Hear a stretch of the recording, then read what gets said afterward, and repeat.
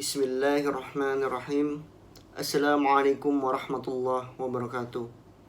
Alhamdulillahi rabbil alamin. Nahmaduhu wa nasta'inuhu wa nastaghfiruh. Wa na'udzu billahi min sururi anfusina wa min sayyiati a'malina. May yahdihillahu fala mudhillalah wa may yudlilhu fala hadiyalah. Asyhadu an la ilaha illallah wa asyhadu anna Muhammadar Rasulullah. Allahumma salli ala Sayyidina Muhammad wa ala ali Sayyidina Muhammad. Allahumma la sahla illa ma ja'altahu sahla wa anta taj'alul hazna idza syi'ta sahla. Allahumma la sahla illa ma ja'altahu sahla wa anta taj'alul hazna idza syi'ta sahla.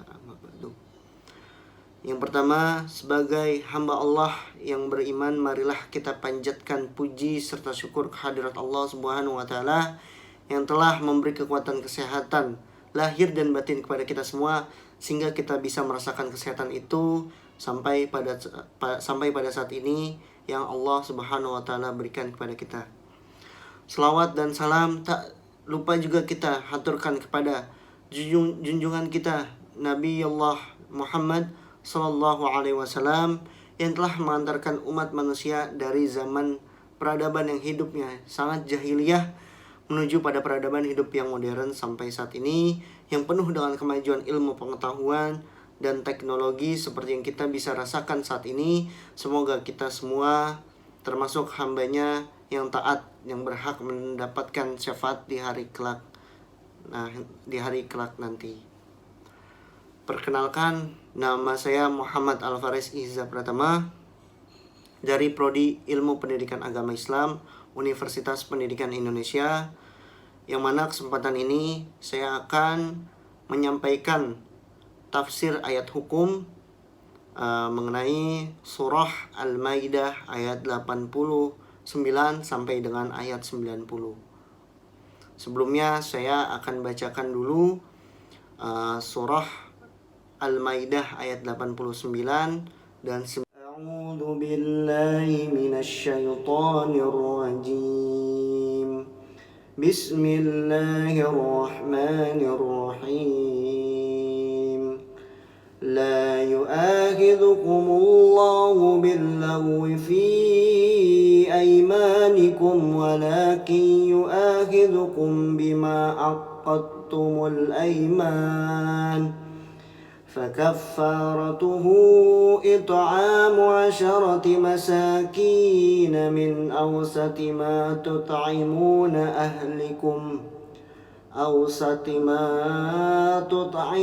أهلكم أو كسوتهم أو تحرير رقبة فمن لم يجد فصيام 3 أيام ذلك كفارة أيمانكم إذا حلفتم واحفظوا أيمانكم كذلك يبين الله لكم آياته لعلكم تشكرون يا أيها الذين آمنوا الخمر والميسر والأنصاب والأزلام رجس من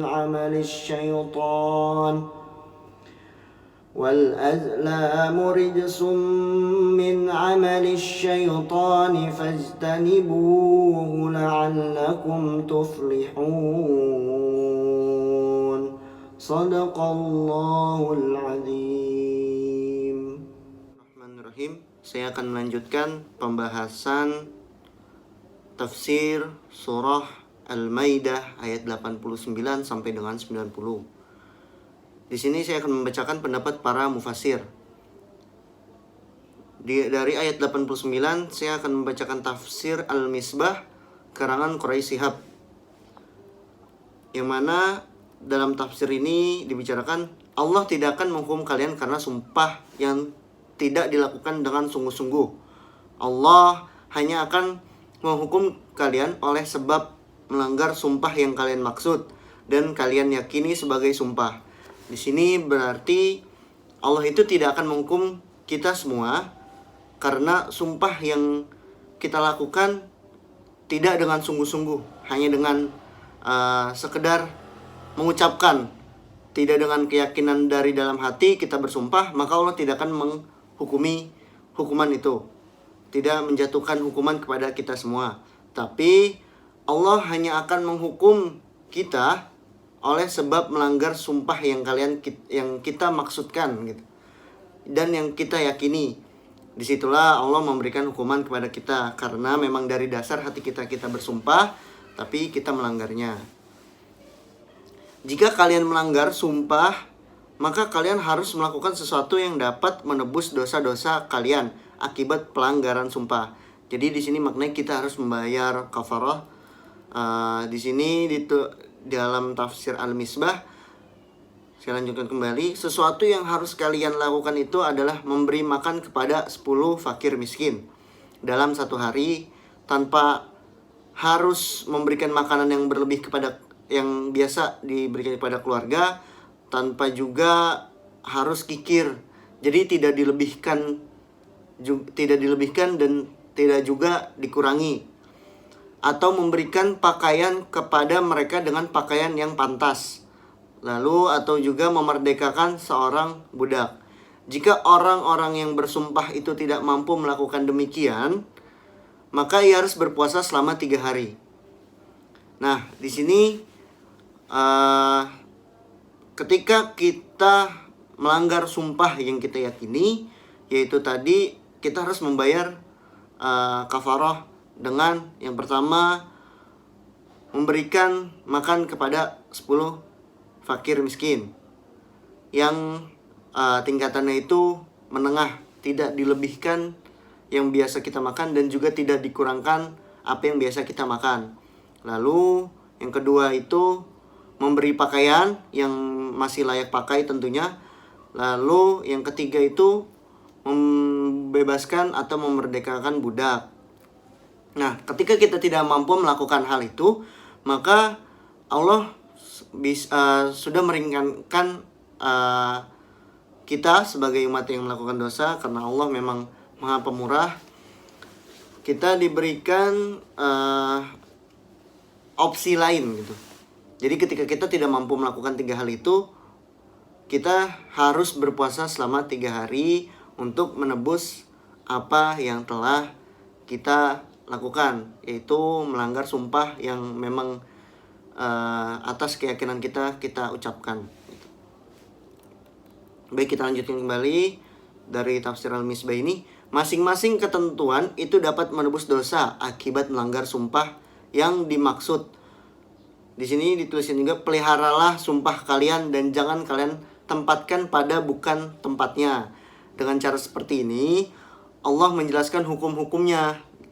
Nah, memang berarti dalam surah Al-Maidah ini keluarlah tafsir ayat hukum gitu. Allah telah menentukan gitu hukum-hukumnya ketika orang sudah meyakini hatinya dengan keyakinan yang benar-benar atas dasar dirinya untuk melakukan sumpah.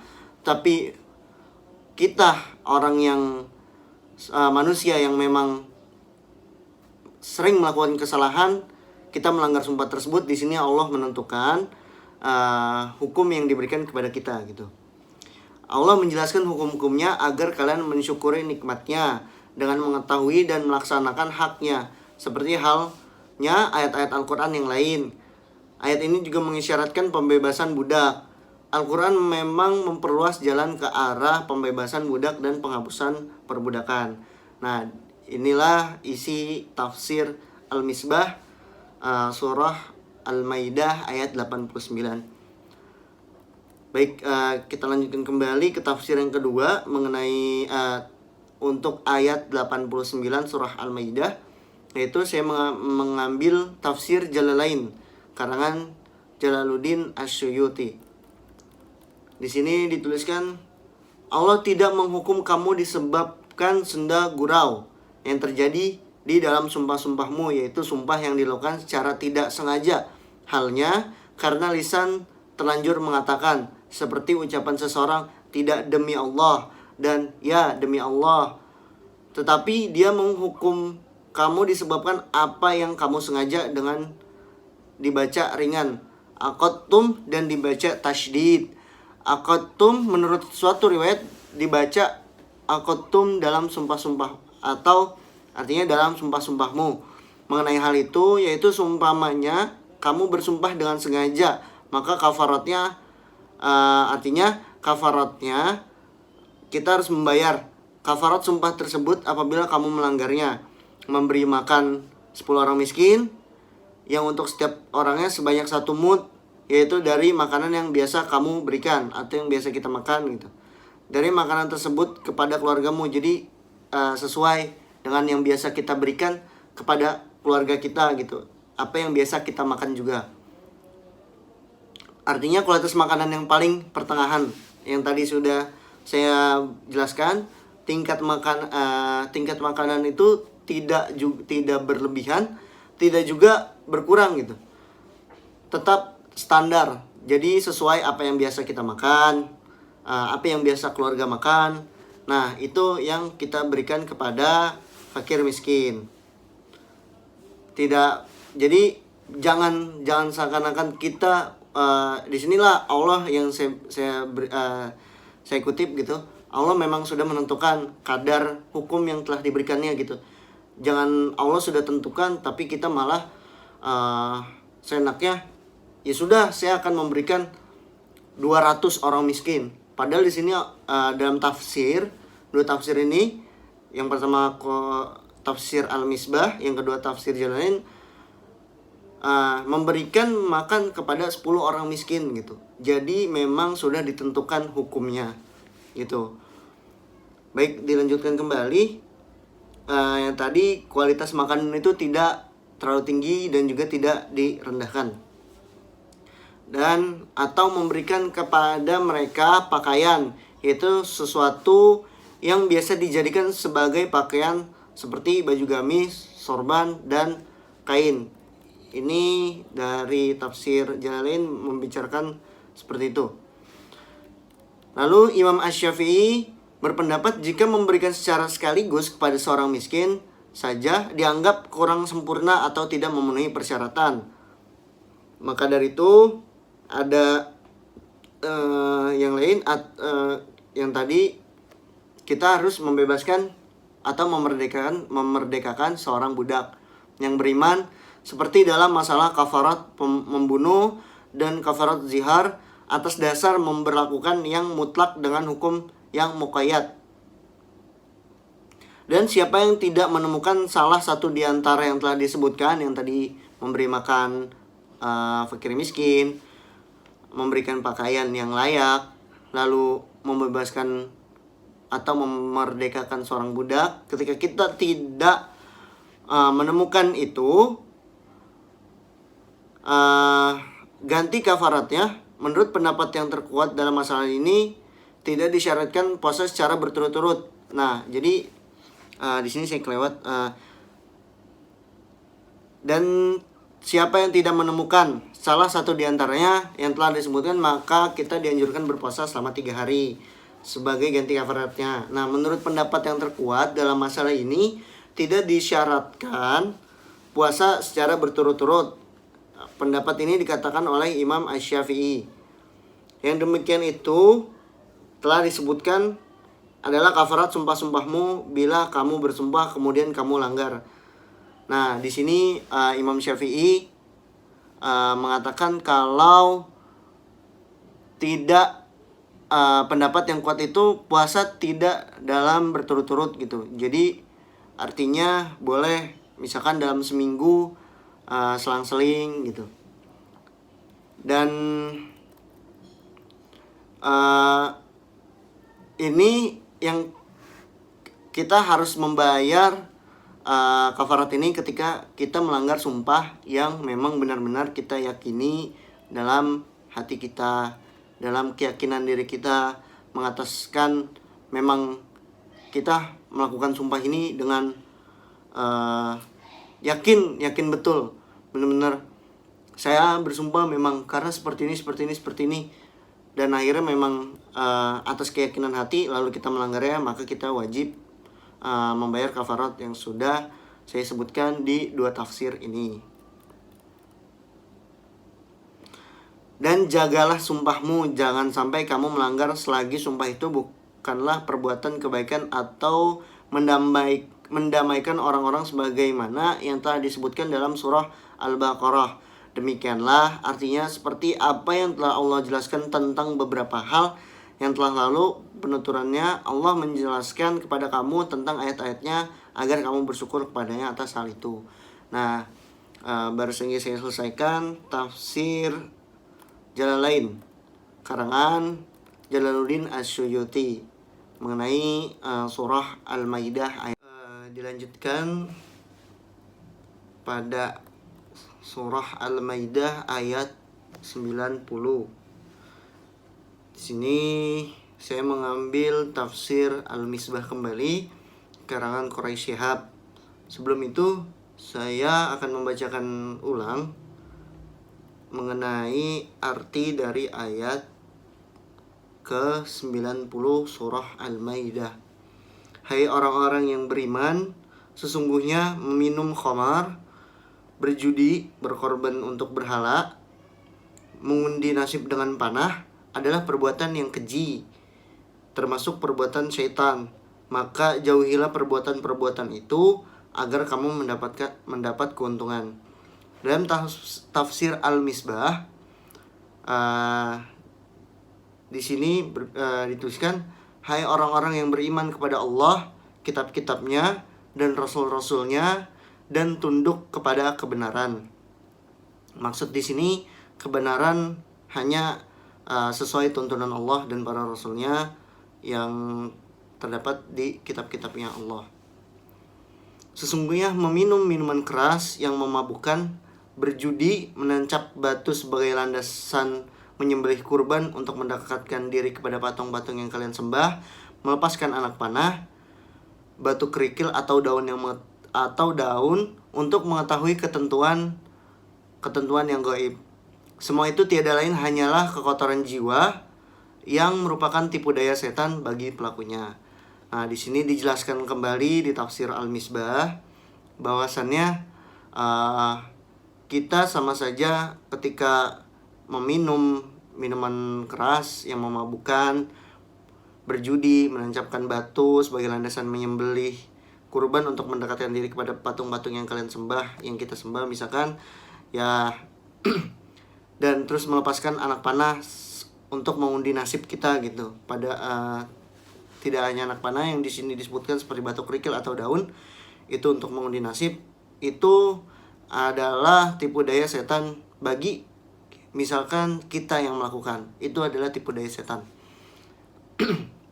Nah, disinilah hukum Allah itu terjadi gitu. Sudah ditentukan mana yang memang jalannya Allah, mana yang memang jalannya setan. Untuk orang-orang yang beriman kepada Allah, kitab-kitabnya dan rasul-rasulnya yang tunduk pada kebenaran, maka di sini dituliskan juga, maka tinggalkanlah itu semua agar kalian mendapatkan kemenangan di dunia dengan kehidupan yang mulia, serta nanti akan mendapatkan kehidupan yang nikmat di akhirat nanti, yaitu di surga. Nah, maka dari itu perbuatan yang terdapat pada surah Al-Maidah ayat 90 ini, yang mana meminum khamar, berjudi, berkorban untuk berhala, mengundi nasib menggunakan anak panah, itu adalah hal-hal yang dilakukan oleh para setan, dimana ketika kita melakukannya itu perbuatan yang mensekutukan Allah itu. Maka dari itu tinggalkanlah itu semua atas dasar perintah Allah, perintah Rasul dan kitab-kitabnya gitu. Baik, dilanjutkan lagi. Di sini juga saya mengutip mengambil tafsir Al-Muyassar. Wahai orang-orang yang membenarkan Allah dan Rasulnya dan mengamalkan syariatnya, sesungguhnya khamar, yaitu semua yang memabukkan yang bisa menutup akal, judi yang mencakup taruhan dari dua belah pihak dan yang sejenisnya, menghalang-halangi dari mengingat Allah. Adapun berhala yaitu batu-batu yang ditegakkan oleh orang-orang musyrikin dan mereka menyembelih di depannya dengan penuh pengagungan kepadanya, dan apa yang dipancangkan untuk disembah dan mendekatkan diri kepadanya. Nah, di sini dijelaskan mengenai penyembelihan yang dimaksud itu untuk berhala-berhala seperti patung-patung yang didirikan oleh kaum musyrikin gitu. Jadi orang-orang zaman dahulu itu, orang-orang jahil yang melakukan kegiatan ini, mereka melakukan ini untuk mendekatkan diri kepada hal-hal yang musyrik, kepada patung-patung, menyembelih, kurban gitu. Mungkin yang ada sampai pada saat ini yang kita bisa rasakan di Indonesia, seperti menyembelih kepala kerbau terus dibuang ke laut. Nah, itu termasuk perbuatan yang mungkar gitu, yang tidak dibenarkan oleh Allah, tidak dibenarkan oleh Rasulnya, dan itu bukanlah hal-hal yang harus kita laksanakan syariatnya. Itu tidak benar karena itu perbuatan setan gitu. Jadi kita hanya menyembah, kita juga menyembah. Ketika kita melakukan seperti itu, berarti kita juga menyembah kepada selain Allah, yang mana itu adalah perbuatan yang tidak dibenarkan oleh Allah dan Rasulnya. Lalu dibicarakan kembali dalam tafsir Al-Muyassar, masih dalam Al-Muyassar, anak-anak panah yaitu yang digunakan oleh orang-orang kafir untuk mengundi sebelum menetapkan suatu perkara, apakah dilakukan atau ditinggalkan, semua itu adalah dosa termasuk tipu daya setan, maka jauhilah dosa-dosa tersebut agar kalian meraih surga Allah. Nah, memang anak-anak panah yang digunakan pada zaman dulu itu untuk mengundi nasib suatu kaum gitu, mengundi nasib kepada suatu perkara yang memang belum ditentukan. Jadi mungkin yang bisa kita tarik pada zaman saat ini, mengundi nasib dengan ikut misalkan seperti nomor gitu. Jadi kita mengundi nasib kita di situ, kita dapat atau tidak gitu. Jika kita memilih nomor sekian, ini kayaknya dapat, ini kayaknya enggak gitu. Nah, itu suatu perbuatan yang tidak disyariatkan oleh Allah gitu. Kita tidak patut mengamalkan itu.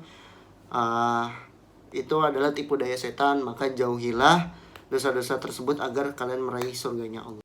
Baik, di sini bisa saya simpulkan mengenai tafsir ayat hukum surah Al-Maidah ayat 89 dan ayat 90. Yang pertama mengenai ayat 89, ada dua hukum yang bisa yang saya analisa, yaitu hukumnya mengenai ketika kita bersumpah tapi dengan tidak atas keyakinan hati kita, apakah kita harus membayar kafarah atau tidak? Jawabannya tidak, karena Allah sudah mengampuni hal itu, tetapi kita tidak boleh memainkan sumpah-sumpah tersebut. Yaitu janganlah kita bersenda gurau dengan bersumpah, karena kita harus menjauhi hal itu. Janganlah kita bermain-main dengan sumpah jika kita tidak mau menanggung resikonya. Lalu hukum yang kedua, ketika kita bersumpah atas keyakinan hati kita, lalu kita tidak menepatinya, apa yang harus kita lakukan gitu. Itu telah menimbulkan dosa. Maka dari itu Allah telah syariatkan 3 poin untuk menghapus dosa tersebut. 3 poin utama. Yang pertama itu memberikan makan kepada 10 fakir miskin dengan tidak melebihkan makanan yang biasa kita makan, lalu tidak mengurangkan juga apa yang biasa kita makan juga. Makanan apa yang biasa kita makan juga. Yang kedua, poin yang kedua yaitu memberikan pakaian yang masih layak pakai terhadap fakir miskin. Yang ketiga, membebaskan hamba saya atau membebaskan para budak, memerdekakan para budak. Nah, jika kita tidak bisa melakukan 3 poin penting itu, 3 poin utama itu, maka Allah juga mensyariatkan kita untuk membayar kafarat yang telah yang kita lakukan dosa gitu. Ketika kita melakukan dosa, kita harus membayar kafaratnya, yaitu dengan cara berpuasa selama 3 hari. Dalam tafsir Jalalain dikatakan puasa 3 hari itu tidak harus secara berturut-turut. Mungkin di sini ada perbedaan di kalangan para ulama kita mengenai apakah itu harus 3 hari secara berturut-turut ataukah tidak. Lalu mengenai tafsir ayat hukum surah Al-Maidah ayat 90, yaitu ada hukum menetapkan mengenai hal-hal yang harus dijauhi oleh kita. Yang pertama, minum minuman yang memabukkan. Yang kedua itu berjudi. Yang ketiga mengundi nasib. Lalu yang keempat menyembah berhala dan mengagungkannya. Di situ dijelaskan mengenai menyembah berhala, yang mana itu termasuk dosa syirik, di mana dosa syirik itu Allah tidak akan mengampunkan dosa syirik. Itu telah dijelaskan dalam Quran surah An-Nisa ayat 48, yang bunyi artinya itu sesungguhnya Allah tidak akan mengampuni dosa syirik, dan Dia mengampuni segala dosa yang selain dari syirik itu bagi siapa yang dikehendakinya. Barang siapa yang mempersekutukan Allah, maka sungguh ia telah berbuat dosa yang besar. Lalu ayat Al-Maidah ayat 90 ini juga berkolerasi, juga bersambung juga. Di sini dikatakan pada Quran surah Al-Maidah ayat 72, sesungguhnya orang yang berbuat syirik terhadap Allah, maka pasti Allah mengharamkan kepada surga, dan tempatnya ialah neraka. Tidak ada bagi orang-orang zalim untuk itu seorang penolong pun. Nah, di sini bisa kita tarik kesimpulannya bahwa ini sudah terjadi di surah Al-Maidah ayat 90 itu ada di situ tertera menyembah berhala, yang mana itu termasuk dosa syirik, di mana dosa tersebut tidak diampuni oleh Allah. Nah, maka dari itu kita sebagai umat muslim yang terus-menerus belajar untuk terus-menerus beriman kepada Allah, mencoba untuk terus beriman, karena memang kita kaum yang begitu lemah, hanya terus bergantung harapan kepada Allah semata, tidak bergantung kepada yang lain.